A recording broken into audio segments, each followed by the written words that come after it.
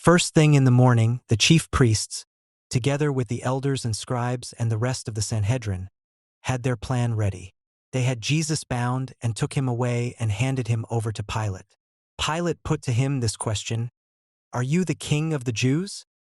He replied, "It is you who say it." And the chief priests brought many accusations against him.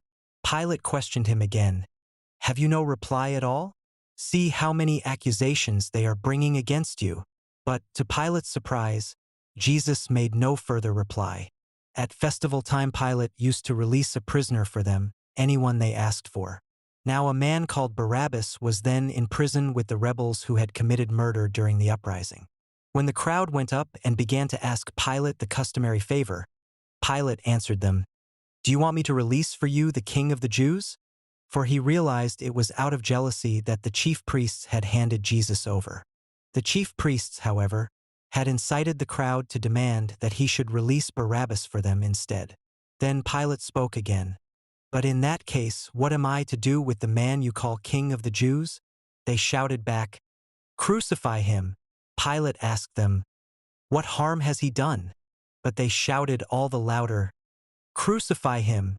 So Pilate, anxious to placate the crowd, released Barabbas for them and, after having Jesus scourged, he handed him over to be crucified.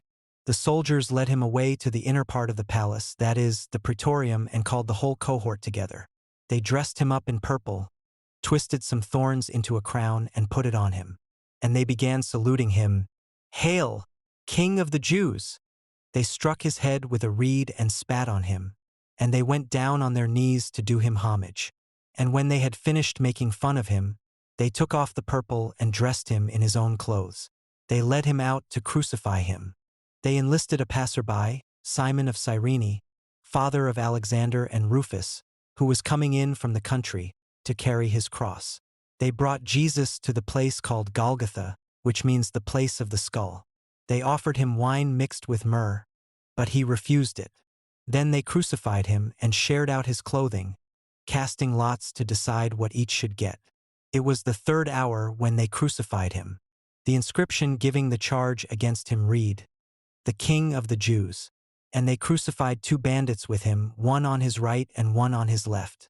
The passers-by jeered at him. They shook their heads and said, "Aha! So you would destroy the temple and rebuild it in 3 days. Then save yourself. Come down from the cross." The chief priests and the scribes mocked him among themselves in the same way with the words, "He saved others, he cannot save himself. Let the Christ, the King of Israel, come down from the cross now, for us to see it and believe."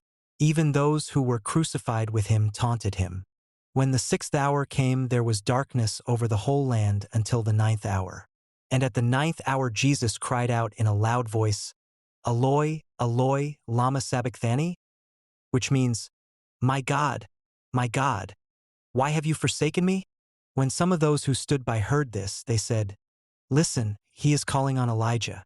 Someone ran and soaked a sponge in vinegar and, putting it on a reed, gave it to him to drink, saying, "Wait, and see if Elijah will come to take him down." But Jesus gave a loud cry and breathed his last. And the veil of the sanctuary was torn in two from top to bottom. The centurion, who was standing in front of him, had seen how he had died, and he said, "In truth, this man was Son of God." There were some women watching from a distance. Among them were Mary of Magdala, Mary who was the mother of James the younger and Joseph and Salome. These used to follow him and look after him when he was in Galilee. And many other women were there who had come up to Jerusalem with him. It was now evening, and since it was preparation day, that is, the day before the Sabbath, there came Joseph of Arimathea, a prominent member of the council, who himself lived in the hope of seeing the kingdom of God, and he boldly went to Pilate and asked for the body of Jesus. Pilate, astonished that he should have died so soon, summoned the centurion and inquired if he had been dead for some time.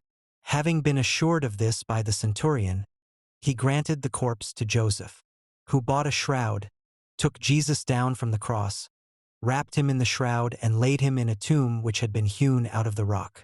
He then rolled a stone against the entrance to the tomb. Mary of Magdala and Mary the mother of Joseph took note of where he was laid.